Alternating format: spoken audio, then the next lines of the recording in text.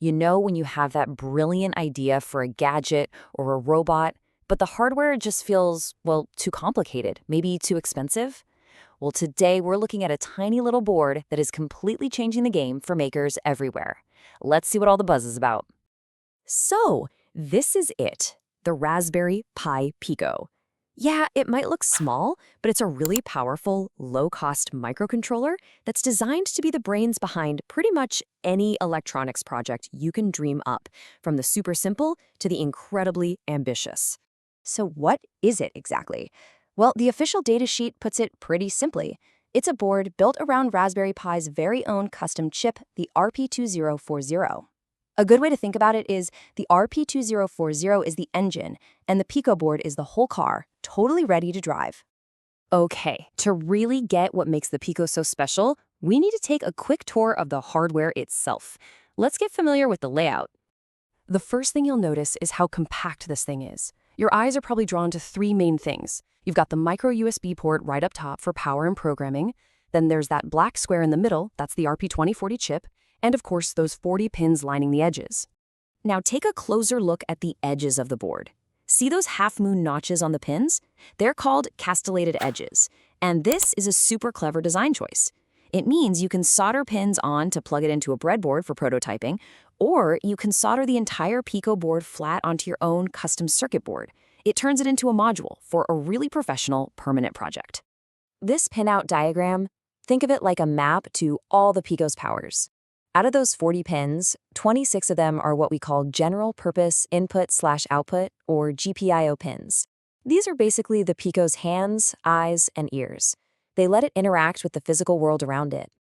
So what does that actually mean you can do with them? Well, it means you can connect a sensor to read the temperature, you can use a pin to spin a motor, or, just make an LED blink. They are your direct line from your code to your real-world creation. All right, so we've looked at the board itself. Now let's zoom in on that central chip, the RP2040. This is where the real magic happens. The specs for the RP2040 are honestly really impressive for a chip this affordable. We're talking a dual-core processor, a very generous amount of fast memory, that's SRAM, for running your code smoothly, and a whole 2 megabytes of flash memory to store all your brilliant programs. So why do those specs matter? Well, that dual-core processor means the Pico can genuinely multitask. It can run two different things at the exact same time without slowing down. And having all that high-performance SRAM, it just means your projects are going to be way faster and more responsive.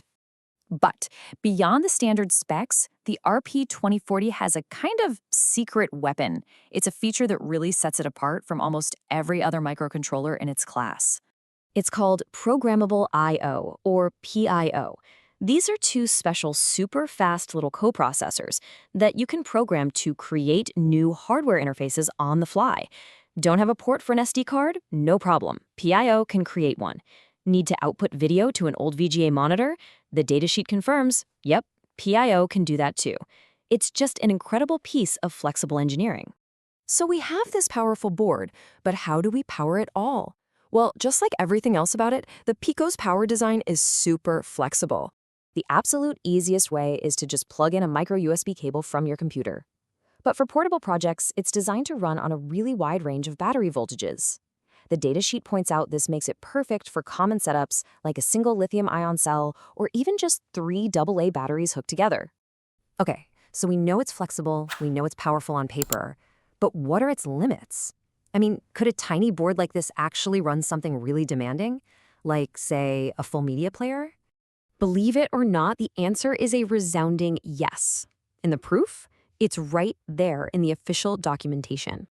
So the datasheet includes data from a demo they call Popcorn, which involves running VGA video, playing audio, and reading from an SD card, all at the same time. This table shows that even under that incredibly heavy load, the Pico is only drawing about 86 milliamps at room temperature. So it's not just powerful, it's insanely efficient. That means your battery-powered projects are going to last a long, long time.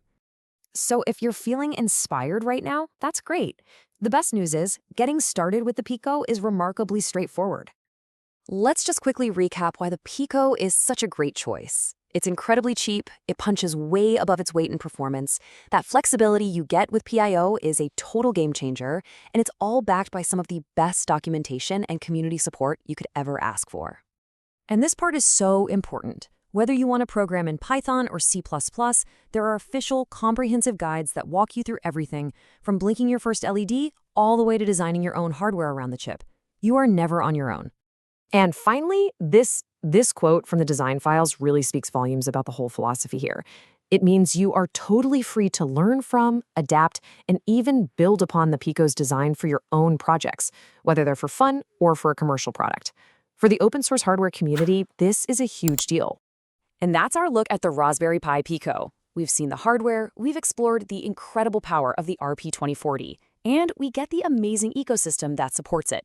It's a tiny board with just massive potential. So really, the only question left is the most important one. What will you build?